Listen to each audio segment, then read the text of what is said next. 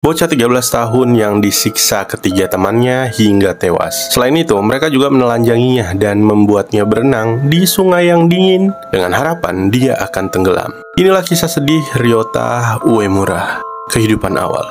Kedua orang tuanya lahir dan besar di Kawasaki, Jepang. Ayahnya adalah seorang tukang ledeng dan ibunya seorang hostess. Tapi sebelum ibunya menikah dengan ayah Ryota, ibunya pernah menikah dengan pria lain sebelumnya dan memiliki satu anak. Kemudian bertemu dengan ayah Ryota di klub hostessnya, menikah dan memiliki 3 orang anak, termasuk Ryota.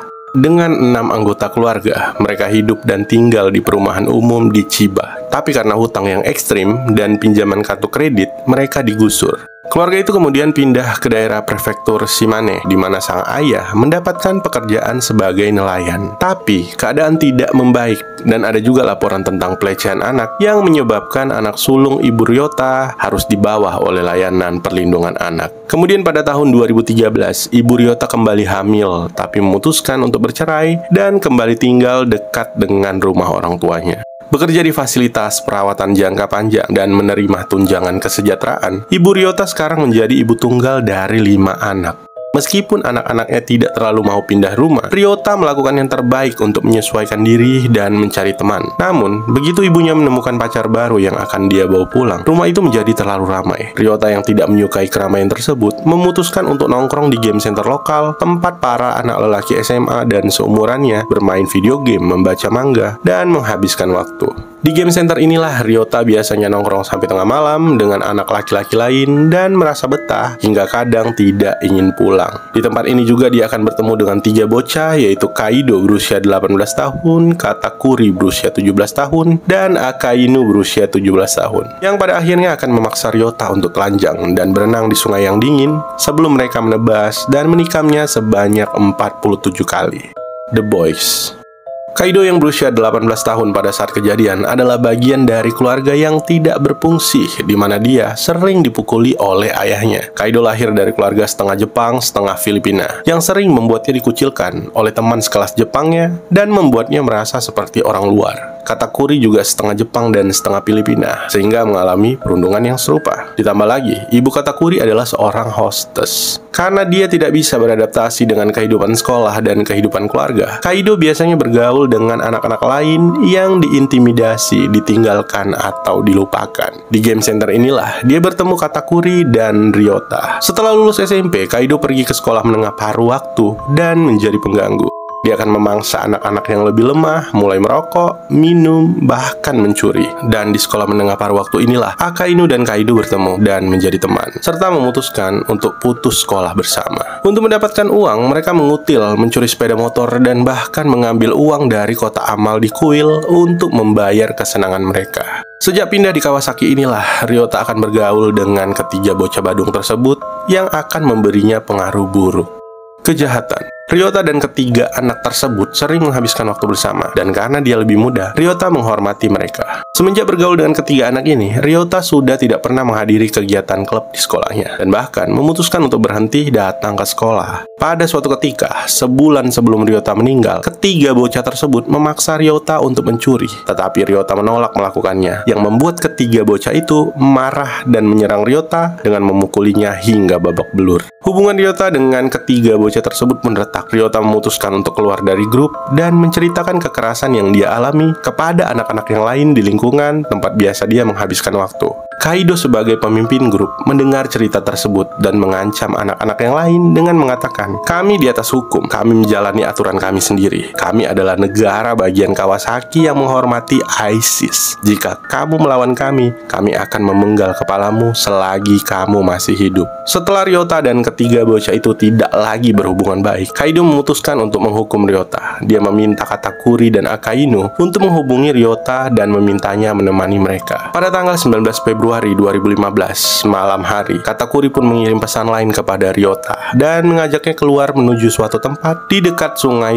Tama. Setelah sampai di tempat tujuan, Ryota terkejut karena ternyata Kaido telah menunggu. Dan dengan sedikit basa-basi, Kaido mulai memukuli Ryota hingga terjatuh. Kemudian Akainu memberi Kaido sebuah box cutter dan mulai menebas Ryota. Setelah melihat Ryota yang berdarah, dia berencana membunuhnya dengan menebas lagi berulang kali. Kaido juga memberikan cutter tersebut kepada bocah yang lain dan menyuruh mereka menebas Ryota. Tetapi kedua anak tersebut menolak. Kaido yang marah karena penolakan tersebut mengancam akan membunuh mereka jika mereka tidak menebas Ryota. Dan dengan terpaksa, akhirnya mereka juga ikut menikam lengan Ryota. Mereka terus menyiksa Ryota, mengikatnya, menusuk kaki serta lengannya, hingga Ryota memohon-mohon untuk mengampuninya. Tapi karena sepertinya mereka ingin terlebih dahulu menyiksa Ryota, mereka kemudian menelanjanginya dan memaksanya untuk berenang di sungai yang dingin dengan harapan dia akan tenggelam. Dan ketika Ryota menolak masuk ke dalam air, mereka menebasnya beberapa kali lagi. Meski dipaksa ke sungai beberapa kali, dia tidak tenggelam ataupun mati. Dia mengalami pendarahan hebat dan mengalami hipotermia, tetapi terus bertahan selama 2 jam. Akhirnya, Kaido menggunakan box cutter untuk meretas leher Ryota. Dengan lebih dari 30 luka di lehernya, Kaido mencoba memenggal kepalanya, tetapi tidak bisa memotong kepalanya sepenuhnya, sehingga meninggalkan tubuhnya dengan kepala yang hampir tidak utuh. Kemudian, ketiga bocah itu mengambil pakaian dan sepatu Ryota dan mencoba membakarnya di toilet umum. Untuk menghilangkan barang bukti, ponsel Ryota juga hilang. Setelah melakukan aksi kejamnya, mereka pulang ke rumah Akainu untuk bermain video game sampai pagi. Penangkapan. Keesokan harinya, tanggal 20 Februari 2015, polisi menerima laporan adanya kebakaran di toilet umum di dekat lokasi kematian Ryota pada jam 3 pagi dan menemukan pakaian serta sepatu yang telah terbakar. Selagi polisi bersiap melakukan penyelidikan, polisi kembali menerima laporan pada jam 6 pagi dari seorang pejalan kaki yang menemukan mayat di dekat Sungai Tama yang juga tidak jauh dari lokasi toilet umum tadi. Polisi juga menemukan box cutter dengan bekas darah serta pita penahan yang digunakan untuk mengikat mayat tersebut. Mereka juga memastikan bahwa pakaian dan sepatu yang terbakar di toilet umum adalah milik mayat di dekat sungai, yaitu Ryota. Keesokan harinya, polisi mulai melakukan penyelidikan atas pembunuhan dan pengabaian mayat Ryota Uemura. Dalam beberapa hari, polisi berhasil menangkap Kaido, Katakuri, dan Akainu, dan kemudian mereka diinterogasi pada tanggal 27 Februari 2015.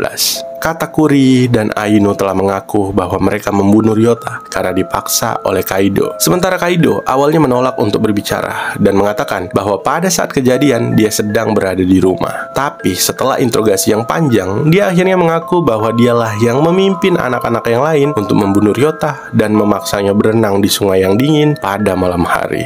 Pengadilan Kaido.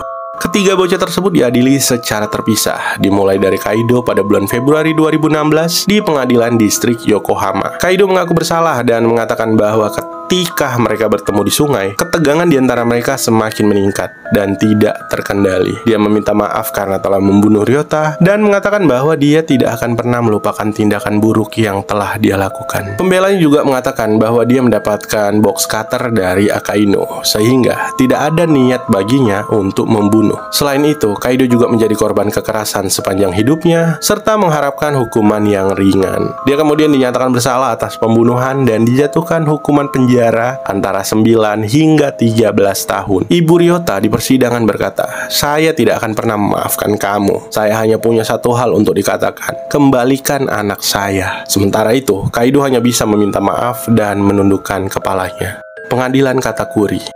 Sidang Katakuri diadakan di pengadilan distrik Yokohama pada Maret 2016 dan Katakuri mengaku melukai tubuh yang mengakibatkan kematian Ryota. Dia mengaku menebas Ryota sebelum dan sesudah Ryota dipaksa masuk ke sungai, tapi dia tidak ingat apakah Akainu juga ikut membantunya. Jaksa penuntut menunjukkan bahwa Katakuri adalah orang yang mengundang Ryota ke sungai dan tidak memberitahunya bahwa Kaido juga ada di sana. Dia juga membantu mencoba memenggal kepala Ryota dari instruksi Kaido. Pembelanya berpendapat bahwa dia diancam oleh Kaido dan secara tidak sengaja membantu membunuh Ryota. Pengadilan memutuskan Katakuri bersalah atas pembunuhan dan dijatuhi hukuman 4-6 tahun penjara.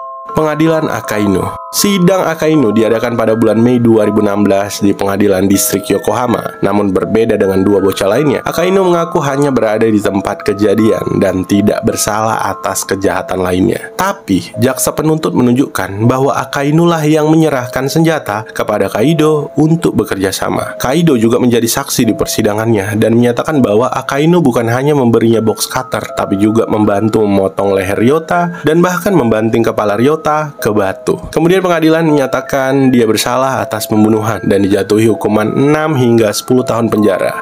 Setelahnya, Meski ketiga bocah itu dinyatakan bersalah, keluarga Ryota masih merasa hal-hal tidak berjalan sebagai mestinya. Dan meskipun keluarga Ryota menerima 55 juta yen sebagai kompensasi, Ryota tidak akan pernah kembali. Ibunya berkata, anak-anaknya yang lain tumbuh dewasa, melanjutkan ke sekolah SMP dan juga SMA. Tapi, Ryota tetap berusia 13 tahun. Dia juga menikah lagi, tetapi menolak untuk mengubah nama belakangnya. Karena jika nama keluarganya diubah, Ryota akan ditinggalkan sendirian sebagai satu-satunya Uemura. Semua pakaian Ryota, seragam bola basket, bahkan pakaian yang terbakar ditemukan dari toilet umum pada malam kematiannya, tetap berada di ruang tamunya. Meskipun menemukan pekerjaan yang membantu anak-anak kurang mampu, ibu Ryota tidak dapat mengatasi kesedihannya dan harus berhenti. Dia hampir tidak tidur dan minum banyak obat untuk mengatasi kehilangannya. Dan tidak seperti Ryota yang tidak bisa lagi tumbuh dan menjalani hidup, ketiga bocah itu telah mengambil kursus pelatihan di penjara. Dan Kaido telah lulus serta memperoleh kualifikasi. Katakuri yang mendapatkan hukuman terpendek juga berencana pindah ke Amerika bersama ibunya untuk memulai hidup baru. Ketiga bocah tersebut kemungkinan besar akan menjalani kehidupan normal, memiliki pekerjaan, keluarga, dan bahkan mungkin menjadi orang tua dari anak-anak itu sendiri. Tapi Ryota tidak akan pernah memiliki kesempatan di kehidupan dewasa normal.